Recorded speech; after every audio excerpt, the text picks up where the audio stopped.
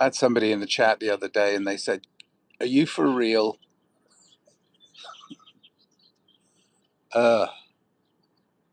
Yes, I believe in love.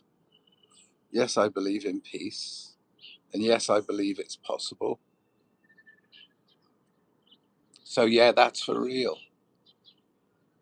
But is it evident in society? Occasionally. Sadly, more and more occasionally. So I want to get real. The way I see it and the way it is are slightly different, especially when I'm in pain.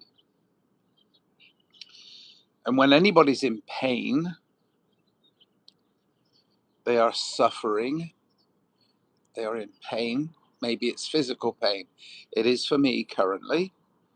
I'm in a lot of physical pain. I don't necessarily show it, but I am. I'm in a lot of physical pain. Physical pain. But this too will pass. Even if it kills me, that means it will pass, you see. But it's so hard to keep a perception and a perspective on what lies ahead when the pain is so intense. So I'm talking about physical pain, but around me I'm seeing a lot of emotional pain, a lot of people who fail to believe in love. They fail to believe in love and peace. They don't think it's possible. So they're emotionally stunting themselves from feeling the things that they want to believe in, but they can't see it. It's sad. But I am in quite a lot of pain. I have a back spasm that came out of nowhere. I don't even know where it came from, really. I mean, when it started, it just, a little tweak, and I'm now almost finding it very hard to use almost all of my right side in any way that I would normally function. Sure, I can use raising my right arm. It hurts though. It sends shockwaves. Everything on my right side is kind of, and it emanates just from the top of my hip, the bottom of my back, that area. So it's definitely twisting my melon. It's making me think in a much more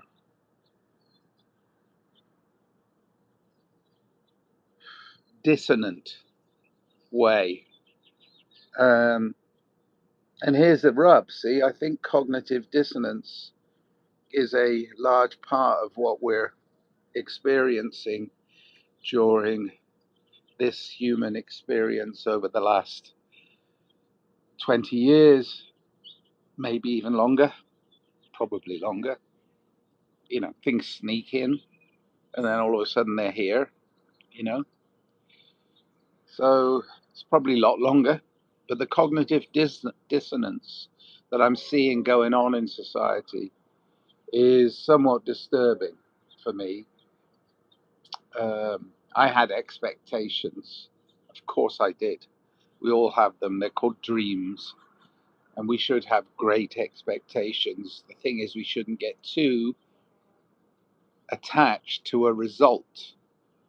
So it's really hard. I've got somebody in the chat saying hi. Hello. If you have any questions, please ask me. Today you will get a probably short, sharp answer because I'm in some pain. Well, shorter and sharper than normal.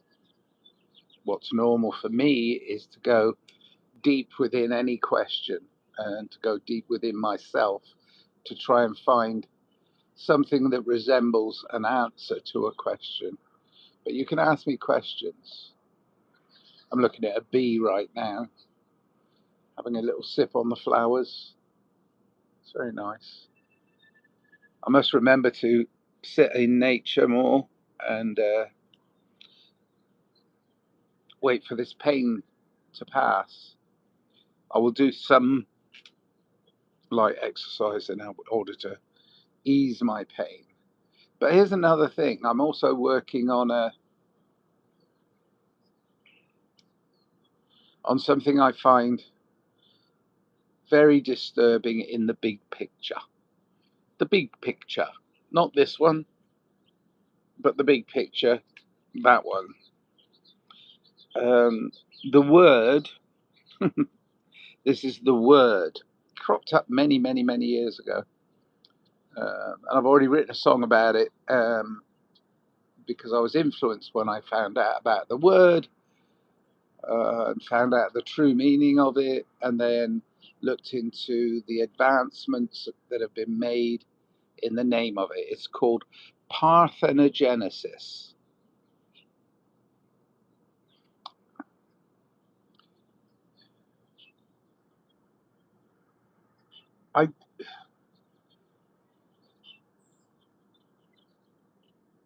I want to believe in innocence. I want to believe in naivety. I want to believe in discovery. I want to believe in adventure. I want to believe in humanity's quest to keep finding those answers. But every time I find something that kind of tweaks me, kind of makes me feel like this is the wrong way. Well, parthenogenesis is the wrong way. But in my opinion, in my humble, tiny little mind, I have decided that parthenogenesis,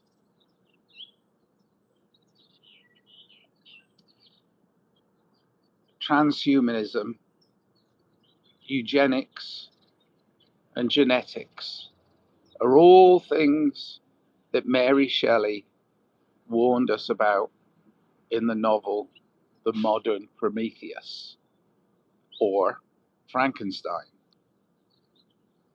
The story was about Victor Frankenstein, who played God. It was a very nice story with a very strong and very, very powerful message that we are going too far. We are going one step too far when we create life, when we try to make life in a laboratory, when we try and do it outside of love. We must never stop making love. To make children. The homunculus, the result of meddling in a laboratory and producing something that is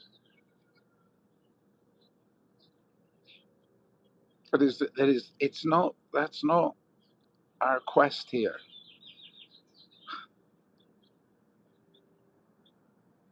To produce life, to actually replace the creator with meddling with genetics.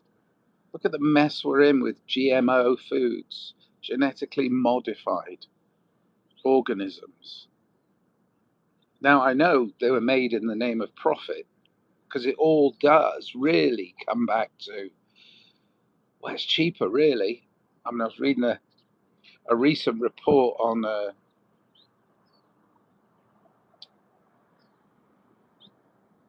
parthenogenesis, kind of linking it to genetics and eugenics, and saying, well, it's cheaper. I'm like, what? The price of life? I'm sorry. I'm looking on myself now. Where's the price tag? See, I don't have one. Nor will I ever have a price tag. I was born from love, and I will continue to love, and love is the answer. What is the solution to loneliness? Oh my gosh. Asham Banerjee. The solution to loneliness is to understand the tranquility of solitude, to try and work within and realize that although we do need each other, the enforced loneliness of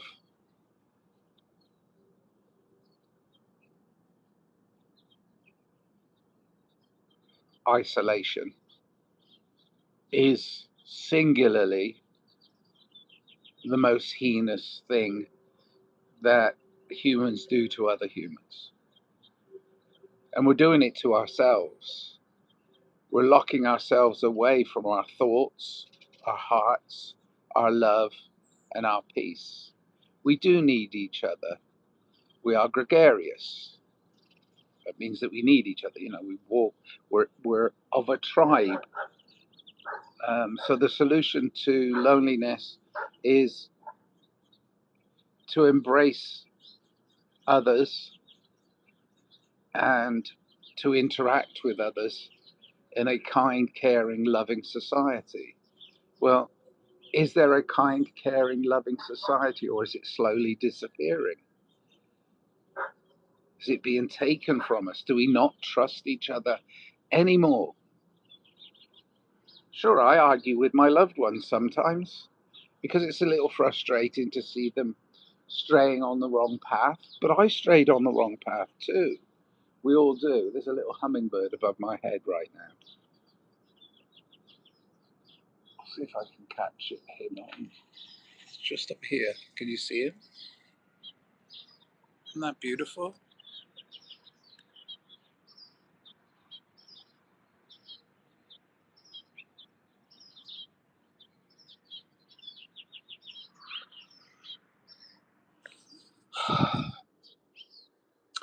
So, what is the solution to loneliness? Interaction. We must interact with each other, and we must do it with the intention of making friends. Don't try and take it any further than that. Just be friends. And sure, we can agree to disagree on many subjects, but we have to stay friendly. We have to stay kind, caring,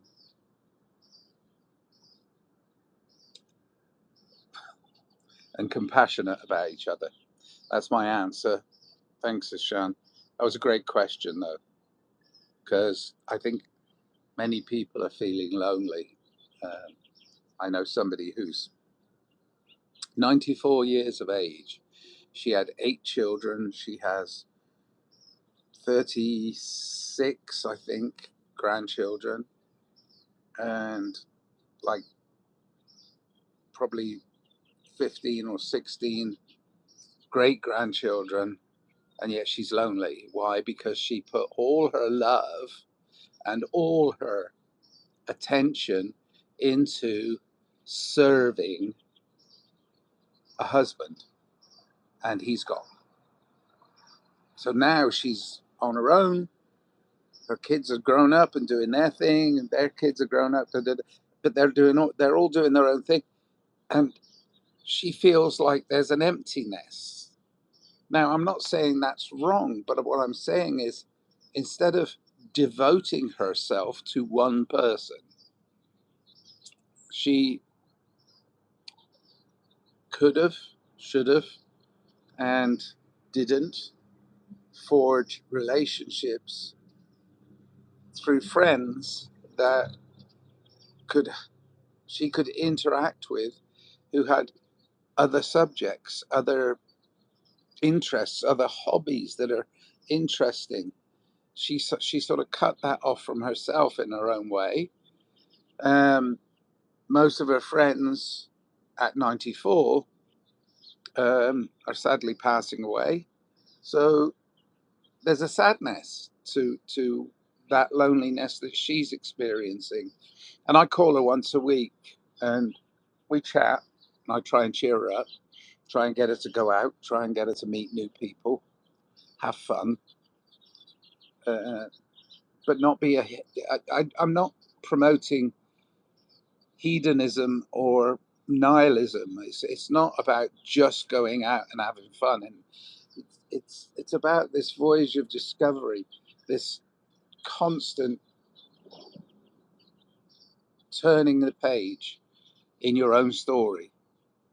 So maybe if you're feeling lonely, you just get a lover, because we all crave to be understood in some way, shape, or form. So maybe you need to get a lover. I don't know where you're from, but it could be the answer to your problems. But we ought to have an idea that we don't devote ourselves solely to one person and become their servant. The idea of master and servant is anathema to me. I cannot abide to think of myself as being either a master or a servant. It's what's wrong. It's what's wrong. We are not slaves. How are you doing? You look young. 40. Gabstar 86. Why, thank you. I'm 70 this year, actually, in May. So it's coming up. 70 years old. And I feel good. I mean, physical pain right now, but that will pass. But yeah, thank you for your arm big flex. No, I'm not your dancing monkey. I'm sorry. Um, yeah, I do need to exercise. I do need to strengthen my core. Once this back pain has dissipated somewhat, I will start doing some more exercise. See, there's four things really: physical, mental, emotional, spiritual. Keep them in balance, and you can transmit and you can receive information. So this is the five, right? Just I'll do it slowly. Spiritual, physical, mental, emotional. Keeping them in balance allows you to transmit and receive information from, don't know, from the creator, from creation, from consciousness, from Yahweh, from Muhammad, from Buddha. But we have to use our discernment, our free will to choose the right path. And for me, peace is the path. Okay, that's about it for today. I had to say it because I had to do it. But I am on the darker side of things. Look up the word parthenogenesis. It is the wrong path. That is the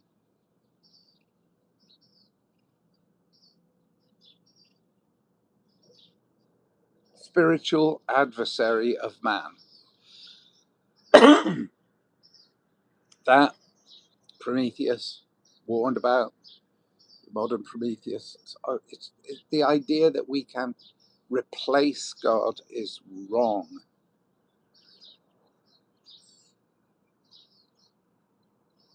This meddling, smashing the atoms to the tiniest particle, growing into this cosmic dominant force. These are all wrong turns. And parthenogenesis is the ultimate wrong turn. creating life outside of the physical, mental, emotional, spiritual, human, to create human life outside of that. Wrong. Scientism is insanity. It's closing the door on the science and saying that's what you have to believe in, and it replaces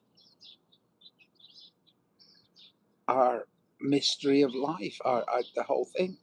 They have answers for everything, so you just fall in line, put your head down, and follow the science. No, no, no, no, no, no. Follow your heart. You have an intelligent heart. Know when things are right and wrong. Set your own moral compass. You know when it's wrong. Have I done many wrong things? Yes. Did I learn my lesson? Yes. Am I in pain today? Yes. Do I want to rid myself of pain? Yes. Will I take the shortcuts? No. I am really aware of my being, and it's not all a quick fix by taking the shortcut. Just because it's cheaper doesn't mean it's better. Just because it's expensive doesn't mean it's good.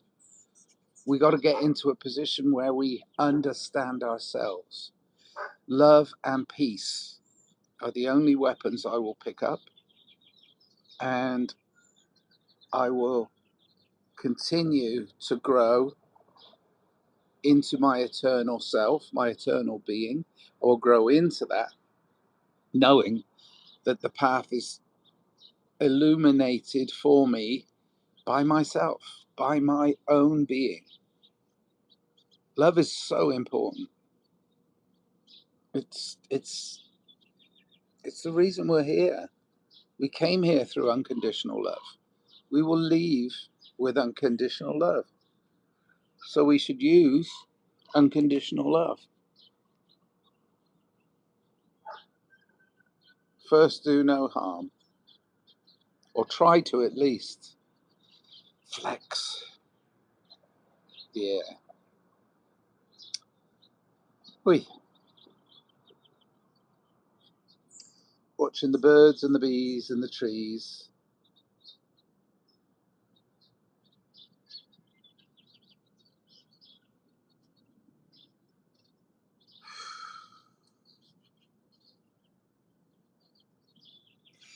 All right, lots of love.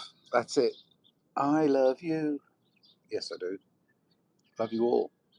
Cheers then.